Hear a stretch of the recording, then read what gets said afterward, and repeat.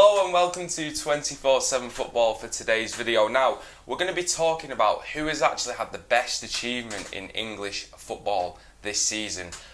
So we know Manchester City have won the treble. We know that Norwich have been promoted. We know that Liverpool have had 97 points and not won the Premier League, but they are in the Champions League final. Now, it's all relative. So if we talk about, firstly, we're going to talk about Macclesfield. Macclesfield at one point with 9 points off relegation without a hope.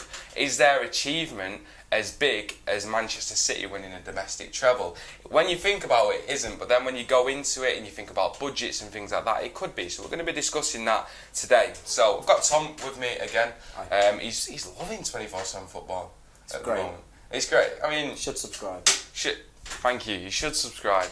So we'll speak firstly about Macclesfield. Macclesfield, just what a job has Sol Campbell done there? Yeah, it's a terrific job. Mansfield played him earlier in the season and they looked terrible. Like, they looked dead and buried at one point. Everyone thought they're down. Sol came in, revived him, got him playing some alright stuff, got results. I think they won at Exeter like 3-2, which was a really impressive result. And working on such a tight budget, as well, with players not being paid. Somehow he's kept him in the league. Was it 3 points they're off? Yeah, they've 44 points. Notts County on 41. When you think of Notts County, the oldest football league side in the world, not anymore. And we think about the budget that they have. They had a massive budget. Yeah. And we know there was a bit of a problem with Alan Hardy wanting to sell, but for Macclesfield to come in, and I think what brings it so high up is the financial situation that they were in. You know, we look at the teams like Bolton and Macclesfield really struggling. Bury obviously went up, but Macclesfield, they weren't paying the players, and they've somehow managed to do the impossible. Yeah, they've done it's just a terrific job, really. Don't know what they're going to be like next season. That'll be interesting to see, obviously, if Sol stays. Yeah. I know they've lost Harry Smith as well, who was quite an influential player for them, scored 8 goals.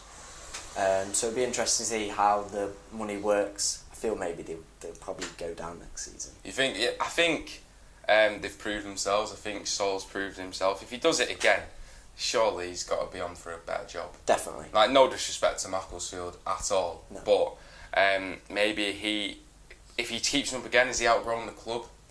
You got to say so. You got to think. Unless investment comes in. Unless investment comes in that can help him push the club forward, you think he'll be looking, what are my next options, what are my next moves? Yeah, I think, you know, we will talk about Manchester City and Liverpool later on. You know, City and Liverpool, there's no doubt about it, they've had a lot of money to spend. Yeah. I'm never going to say that the domestic treble is a light achievement for them or was expected. You know, Sir Alex Ferguson said that was the impossible thing to do, to win that domestic treble, and it's a fantastic achievement. But in terms of relativity, Macclesfield, what an achievement! Just wow! It's just absolutely fantastic. No one thought they could do it. It was literally the impossible has been made possible there. It has, and that's why we're discussing this. Could Macclesfield actually have provided the best story by just scaling off League 2 relegation? Moving up to the top of League 2, Lincoln, playing non-league football a few seasons ago. They got to the quarter-finals away at the Emirates. That was an incredible achievement within itself. And now they've managed to win League 2, and now they're going into League 1. Just how brilliant of a season did they have? They had a good season. The Cowley brothers have done a terrific job at Lincoln, although I hate to say it. As a Mansfield fan as well. Yeah. They weren't really tipped to be going for the title, really. They were tipped to get playoffs again. Obviously, other clubs like Mansfield, MK, Notts County were all tipped to go for the league, and Lincoln were kind of underdogs, really. Yeah. Fancied, but not overly fancied, to win the league. And the Cowley brothers have just done what they've done for the past few years at Lincoln, got a side together, got big John Akinde up front who's bagged 15 I think this season, just added to their squad and just done what they needed to do, really. Yeah, I thought he'd outgrown Lincoln a little bit, just from the fact that they were so impressive in non-league, beating Burnley away. I thought, that's the best they're going to get under them, and now they've managed to prove me wrong. They're going up to League One. How do you see them doing in League One? I think they'll be fine in League One. I think maybe mid-table. I can't really see them going down. I think they've got a good enough squad. If they can add to that, I think the big problem they'll have is keeping hold of the Cowley brothers. Yeah. There's talk of them going to West Brom. Good manager. Yeah. Really good managers. So I think their big summer transfer window will be literally just keeping hold of them two. Well, obviously, sure they're there. Got Manager of the Year for League Two as well at the PFA Awards. I feel like some teams have this bounce that Lincoln are on you, and we'll look at Tranmere this season. They're in the playoff final. Once you get one promotion, it just seems to snowball. I mean, it never happened for you, but Lincoln, very successful. Luton, very successful in the last few years, and it seems once you go into that downward spiral, it just keeps going and going and going. So, a fantastic season for Lincoln. I think also from League Two, we have to give a special mention to teams like Bury. Yeah. Financial problems at Bury, and they've done superbly well. Yeah, they've done terrific. I've seen them play quite a few times this season, really attacking football. Jay O'Shea, Danny Mayer, some excellent players they've got there. But financially, next season looks a little bit of a worry for Ryan them. Lowes seems to be going. Yeah, he seems to be going. Quite a few of the players look to be leaving as well. Yeah, it shows you the finances, doesn't it, when the manager who's just got you up from League One is willing to go down to League Two again to manage at a stable club. Exactly. I don't think he's been paid for the past 2 months. So it's probably that. You know what? People will say footballers don't need to get paid, but League Two players, they don't get a lot in terms of Premier League footballers. They get a sizable wage compared to just normal people, but still, it's their living. To go 2 months without a wage is... Exactly, it's unreal, really. Special mention to them. I think they've been absolutely fantastic as well. Special mention to Mansfield. What a season for them. So we'll move on to League One, and you know what? We'll start at the bottom again. We've got to speak about Wimbledon. That gap was at 12 points at one point. They were at the bottom of the table. No one thought they had a chance to stay up, and somehow they've pulled it out the bag, and they've stayed up on goal difference by 3 goals. Yeah, a similar thing to Macclesfield, really. They looked down and out. Everyone had them. You're done. You're playing League Two football next season. Manager went to County, did a great job there. And they brought in Wally Downs, who's just done a fantastic job. They went on an unbelievable streak of getting results, just weird results that they shouldn't be getting. And somehow they've kept themselves in League One, punching well above their weight from their budget and the size of the club. Yeah, I thought it was interesting because Wimbledon have been on that rise that we spoke about before. They had been on that rise, and you think, if they go down, is it going to be a downward spiral from there? They're a very well-run club by the fans as well. Yeah. So that would lead me to think that they wouldn't go down again. They're a very stable club, but to stay up and be rewarded with some ties against MK Dons next season, do you think they'll publish their name in the programme? Depends how bitter they want to be this year. I love it. I love that type of bitterness. I think carry on doing it, But yeah, fantastic achievement by them. And again, it's not relative towards the treble winners or Norwich winning the championship, but for them to stay up is such an achievement in itself, considering the circumstances. We'll go up towards the top now, and 6th place Doncaster. They're in the playoff final. How has that happened? What an achievement. I think you've got to put that down to the guidance of Stuart McCall. He's done a fantastic job. Did a great job before at Scunthorpe. Got them to the playoffs. Just missed out. And he's just missed out again with Doncaster in the playoffs. But he's just built a really good squad that knows how to play the football. And hopefully, looking forward to next season, maybe they can get playoffs again. Yeah. League One doesn't look as strong as it did this season. Obviously, Sunderland, Portsmouth, Barnsley, all fairly big clubs compared to the size of Doncaster. Well, Portsmouth are going to stay in, aren't they? You've got Sunderland or Charlton to go out. So, Bolton coming in don't represent a huge challenge considering the financial mess that they're in. They might not even be a club in a few months, which is, a crap situation for them. But Doncaster seem very well run. They do. And to come up 2 seasons ago, already being they did so close to the playoff final. Must be raring to go again next season. Yeah, it's obviously heartbreaking that they just didn't make that playoff final on penalties. It's a cruel way to miss out on Wembley. But they've got some great players. If they can keep hold of them, that will be their main aim for the summer. So John Marquez, keeping hold of him will be a big task. Obviously, a few Championship clubs swooping around to try and sign him. But if they can keep hold of him, then I can't see why not. Moving on to the top of the table, Luton. What a story. You know, to go from playing Premier League football to down into non-league to back up again. They've made it into the Championship, 94 points. They've lost just 6 games this year. Scored a massive 90 goals, 10 more than anyone else in the league. Yeah, they did. What more do I need to say? It was fantastic from them. They went up from League 2 last year. Disappointed they didn't win the title in League 2.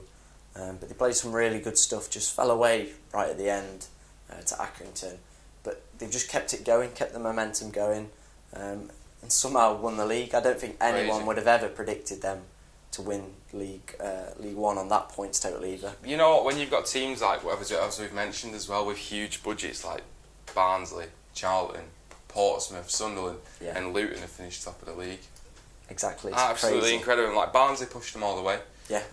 But to win League 1, sorry, not the biggest budget in the world. No. You know, they have thrown money at it, but not compared to what other teams in that league have spent. Is that a bit of a win for football as well? I think so. Just like kind of beating the big guys. Kind of a similar sort of tale to the Leicester story. Obviously they beat the big boys, but on a different kind of financial scale. Not as to the same extent, but a similar-ish. It's all relative, Tom. It's all relative, mate. If you put it in terms of what's happened. Luton, absolutely fantastic. We'll move on to the Championship, and we're going to just go straight in with Sheffield United. Chris Wilder, what a job he's done at Sheffield. A Sheffield United fan as well. No, to be fair, no one even had him as playoff contenders. Well, maybe contenders, but not playoff winners. No. And to get automatic promotion ahead of Marco Bielsa's Leeds. Sum that one up. Well, I think a lot of praise has got to go to Chris Wilder. Did a fantastic job for him when they got out of League 1. Fantastic job last season in the Championship, just missing out on the playoffs. And I think a lot of people just thought, they'll be mid-table. They had a mid-table budget as well, so nothing really expected. But the way he's got them playing, it's just been fantastic, really. Obviously got Billy Sharp up from... I'm so happy he's going to get a crack at the Premier League. Yeah. Really happy about it. He just scores goals for fun. They've got David McGoldrick, John Egan, David Flegg. They've got some really good players, but you wouldn't say they should be winning the Championship. Obviously, Norwood. That's 3 promotions for Norwood, and he's never been given a crack at the Prem. Come on, Chris, mate, give him a crack. I think just Wilder's done a fantastic job. I know he did a similar kind of thing at Northampton. He got them promoted on a minuscule budget. They didn't look like getting promoted. Obviously left to go join Sheffield, but did a fantastic job there. Be interesting to see what he can do in the Premier League. Interesting also as well to see how he can make that squad better. Feels very Championshipy, that squad. Looking at it. It'll be an interesting task to see. I think loan signings are going to be key. Dean Henderson, keeping hold of him, is going to be a big one. You are right, they have got a very Championshipy squad.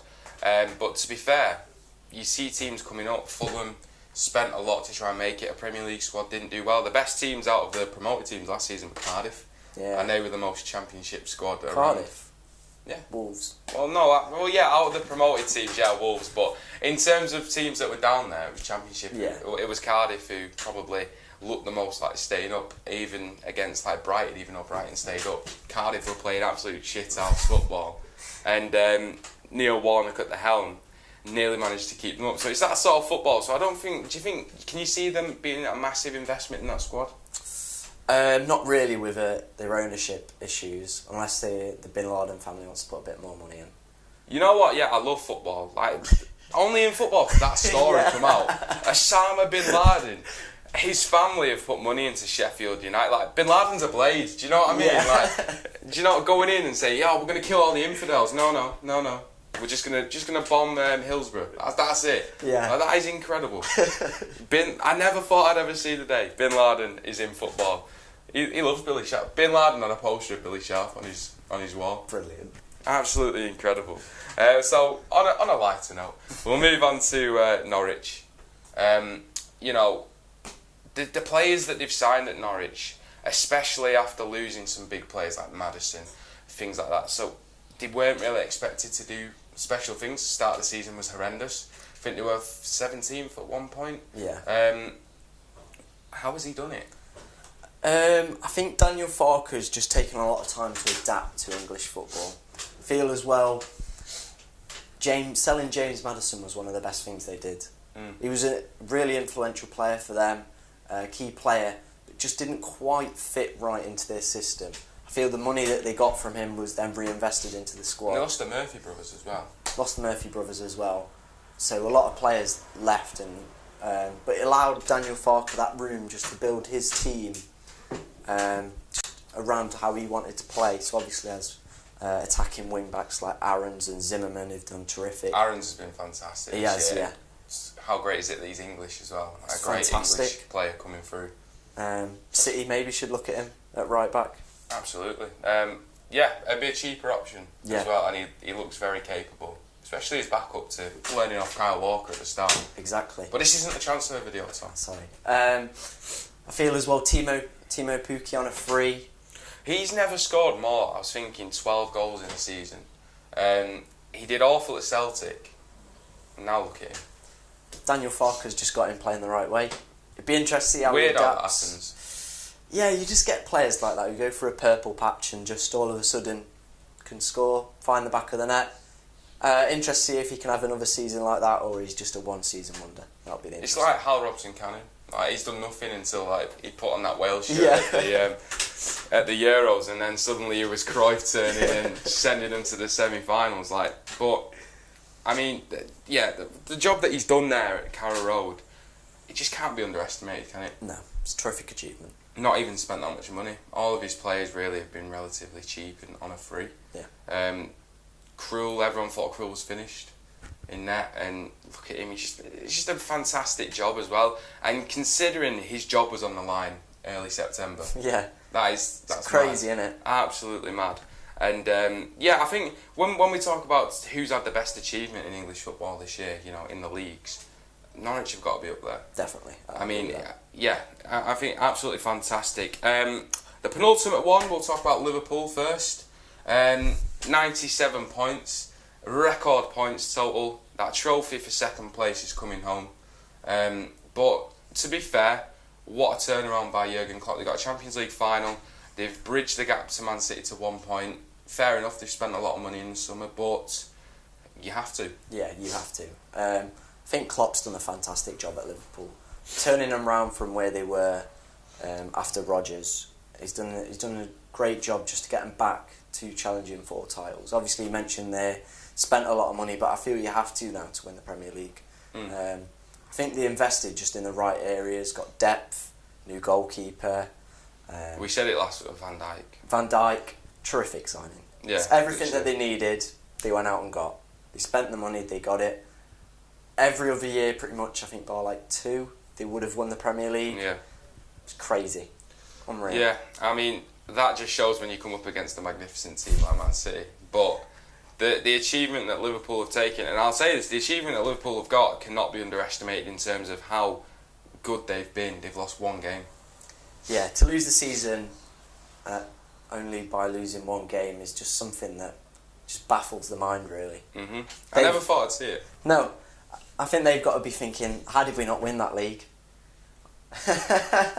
They've obviously got Champions League final, which I feel if they win that, they'll kind of get over it. They'll forget about the league. Yeah. They'll forget about the league if they win the Champions League. If Tottenham win the Champions League, where does Jurgen Klopp go from here?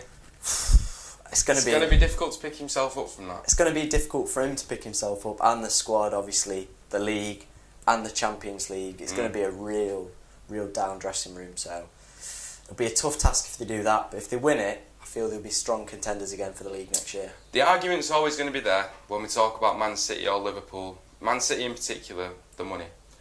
I feel like if we look at Man United, teams like that who've spent... Man United in the last few seasons spent more money than City.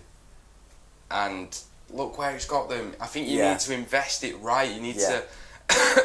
You need to have the right structure in place. I think Liverpool and Man City are the leaders in that in this country at the moment for terms of infrastructure and things like that. Tottenham, special shout out to Pochettino, the job that he's done on no money.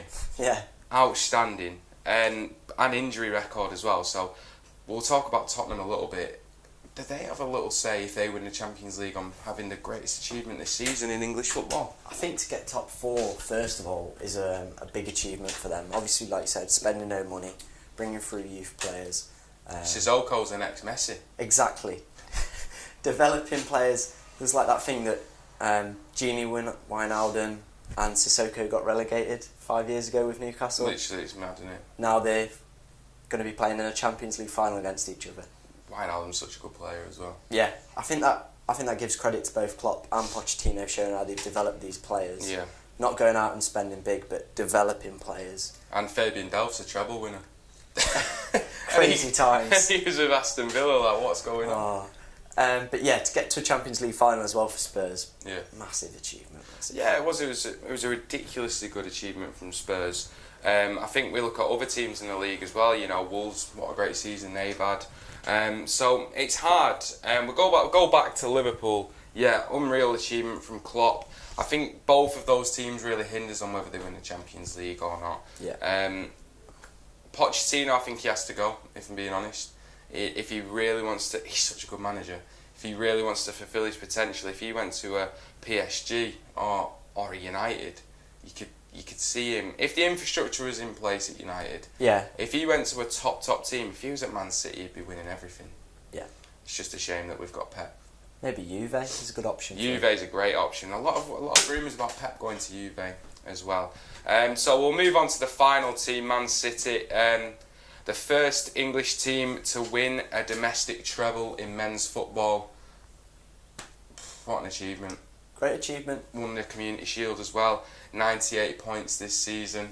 Community Shield's a big thing, mate. It is a big thing. Honestly, it's formidables.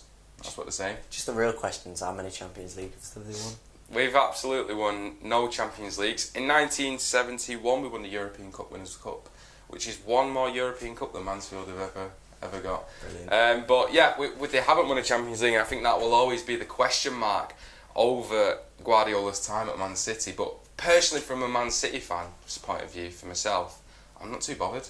Yeah. I never thought I'd see us win a treble like that in my lifetime.